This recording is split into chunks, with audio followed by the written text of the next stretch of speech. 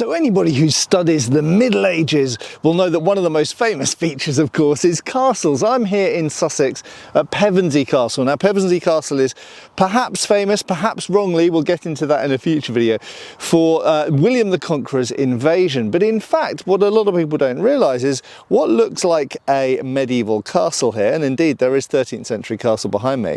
If you'll notice, all the way around here is a massive perimeter wall.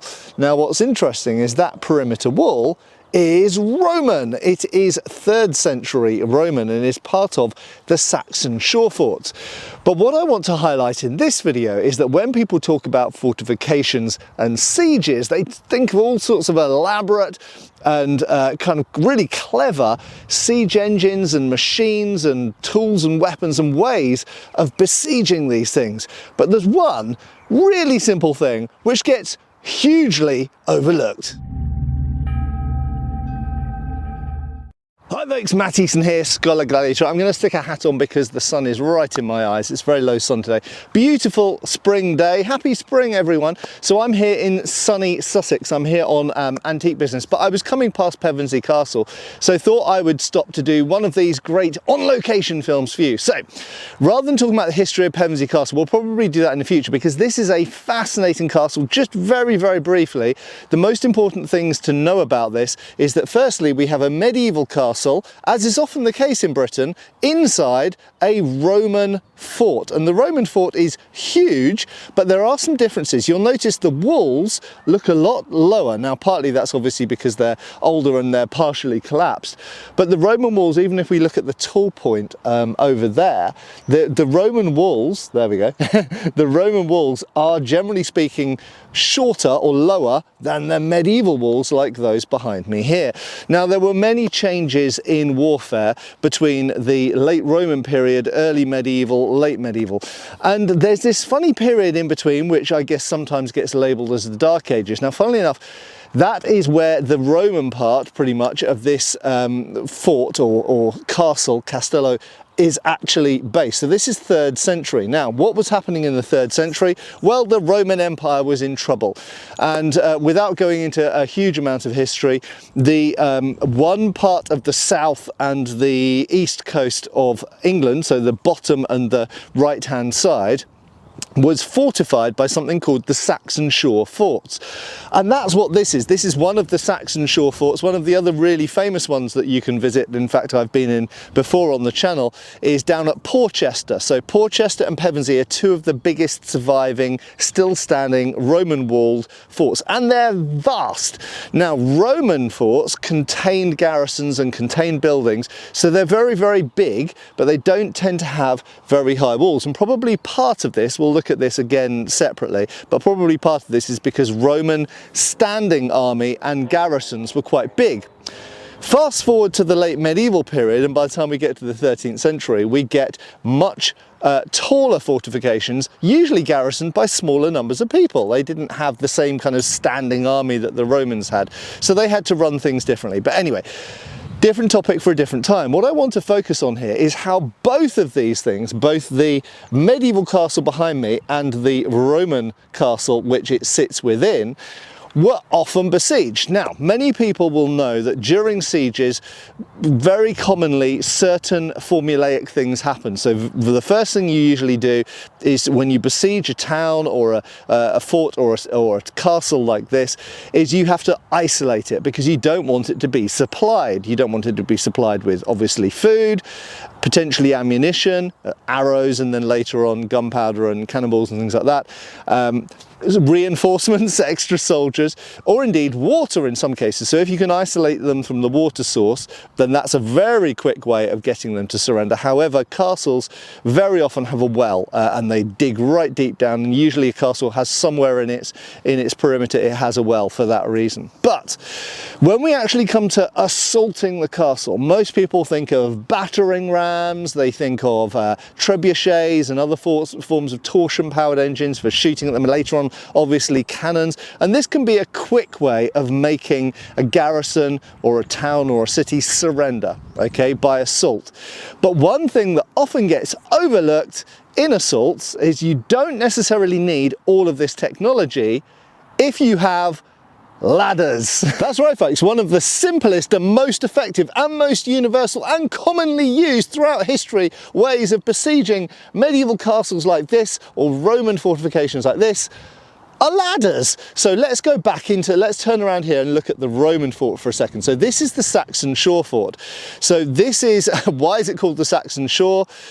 Possibly because this was the shore that was being kind of attacked, assaulted, invaded by raiding Germanic people, almost like proto-Vikings. That's one story. Another story is, as we know, some of those Germanic people were invited to Britain to defend against other attackers and invaders, and we know that the Roman Empire at this time was being assaulted and invaded and attacked by all different types of people, the Ostrogoths and the Visigoths and the Huns and all sorts, all over the empire. So it was a really terrible time to be alive in the Roman Empire. But they employed mercenaries, much like the foederati, the Franks in what's now France, in Francia, to fight against and defend against some of those attacking people. So they literally went, okay, you guys have been attacking us, we'll employ you, we'll give you nice stuff, and we'll make you citizens so long as you fight off the other people who are attacking us. Bit like in Seven Samurai, right?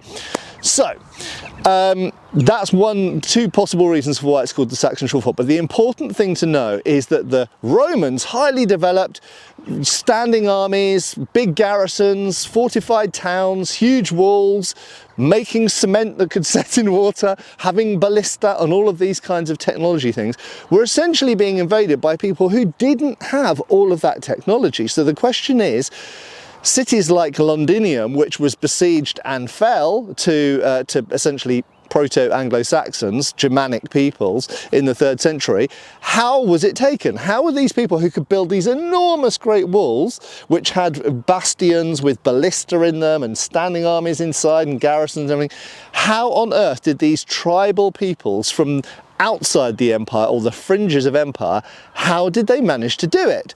And I have always pondered, how did a city like Londinium, which had numerous, I think dozens, it had about 60, if I remember correctly, bastions around Londinium, each mounted with, I think, 2 or 3 ballista in each tower, had huge walls, some of which are still standing. How did they do it? How did these tribal people, just with ships and spears, invade and besiege these places? And the answer has to be, a lot of the time, either climbing with ropes or ladders, because they didn't have access to massive great battering rams or siege engines and machinery like the Romans had famously used and later medieval people famously used.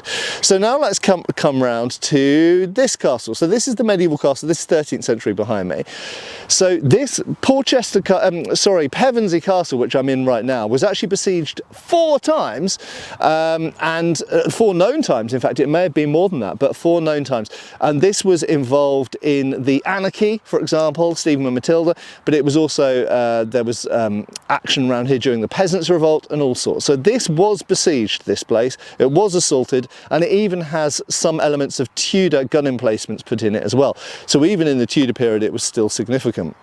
And we often see castles in the English Civil War blighted. That means basically blown up or torn down, bits of the wall or towers blown apart, taken down, so that they couldn't be used as strongholds for either the parliamentarians or the royalists, depending which side was doing it. So they were still really important, even in the age of gunpowder, really important places to defend. Now, if you've got ladders, first of all, why are ladders so great? Well, because anybody can make ladders. Everybody knew about ladders. You pretty much need ladders. You need ladder technology just to build stuff. So anybody, any tribal people could make ladders, could transport ladders, could make ladders at the place where they arrive. So say you come against the 13th century castle here, or you're in the Roman fortification here, and you want to get into it. The obvious first step is to use ladders. Right, so let's say you are a Norman army arriving in 1066, you've come on ships, you've transported horses, but you can't necessarily transport great big siege engines and trebuchets and stuff, especially given the ship technology of the time. And this would have been the same for the Anglo-Saxons or indeed the Vikings, so this would have been the same for Viking raiders. However, you can absolutely transport ladders, or even more easily, you can construct ladders very quickly and easily when you arrive there, because let's face it, it doesn't take a lot of technology to make ladders, and everywhere has ladders, so you can also steal ladders. So ladders are incredibly important. Now, if we look at medieval manuscripts, yes, indeed, we see all of those very famous siege engines. We see later on, obviously in 15th and 16th century, we see large artillery pieces, but earlier on we see trebuchets and catapults and ballista and things like this. We also see just people using picks to mine under or try and bring down bits of the wall. We also see archers and crossbowmen. We'll come back to those in a second, but we pretty much always see ladders, so it doesn't matter what period of siege scene you're looking at in medieval sources, ladders are pretty much always there, or at least very, very often there. And they get overlooked because everyone looks at, wow, look at the cool battering ram, look at the cool trebuchet, and they ignore the humble ladder. Now, let's say you have 500 attackers and the defenders have, let's say, 100 people in the garrison. The best thing you can do is assemble as many ladders as possible and assault from as many angles as possible, because that 100 defenders inside is going to be split up. So even though they've got the advantage of these enormous walls behind us here, they're going to have to spread out thinly, and they can't be all pushing the ladders away or trying to fight the people coming up the ladders at the same time. But there are some other things you can do as the attackers to put things into your advantage and skew the odds in your favour as well. One of those is archers, crossbowmen, so missile-based troops. That's because one of the best ways that they've got of defending up on the walls is shooting at you or throwing things at you, bits of rock, hot water, oil, shooting arrows, whatever, down at you as you're assaulting up the ladder. Okay, but much like covering fire in modern warfare, if you get your archers to keep their heads down on the top of the walls, their ability to defend against those assaulting ladders is going to be hugely impeded. So you want to get as many archers and crossbowmen, or gunners later on, as possible shooting up at those walls to keep their heads down off the walls while you assault with ladders. And that is pretty much throughout history going to be one of the most reliable and low-tech and economically cheapest ways of assaulting a castle like this. In terms of the attackers, we also see certain tendencies. So it's known that siege armour is often, you put on certain bits of armour. Sometimes it can be heavier, like heavier helmets, heavier breastplates, things like that. But in addition, just using a large shield. So we often see people assaulting castle walls up ladders using a large pavis, for example. And obviously people can shoot from the sides, so you might need your archers to give you covering fire to each side. But the people straight ahead of you, at least, if you're holding a large shield, and sometimes, even in the late medieval period, we see pavises used in a few specific ways, but not generally used by most soldiers, but they are often used by people getting up ladders to get to the top of the castle wall. So the humble ladder, if you're assaulting a place like this, Pevensey Castle, whether it's the 13th century bit or it's the Roman bit, in either case, ladders are pretty much available to anybody of any technology, really. You can make ladders easily, you can transport them easily, you can steal them from people easily, and you can throw loads of them up against the walls.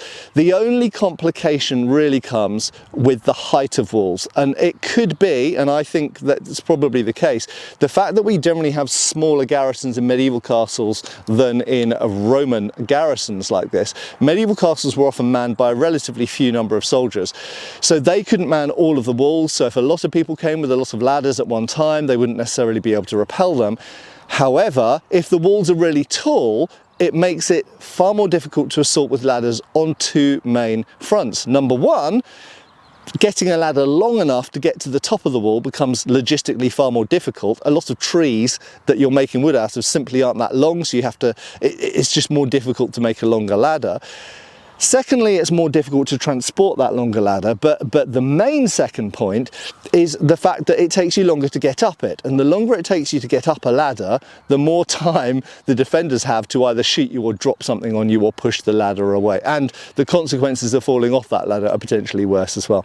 Anyway, ladders, there we go. I didn't think I'd be standing here in a beautiful sunny day in Sussex talking about ladders, but I am. I have often thought when I've been making videos for this channel that ladders are something we need to pay more attention to when we're looking at medieval siege art.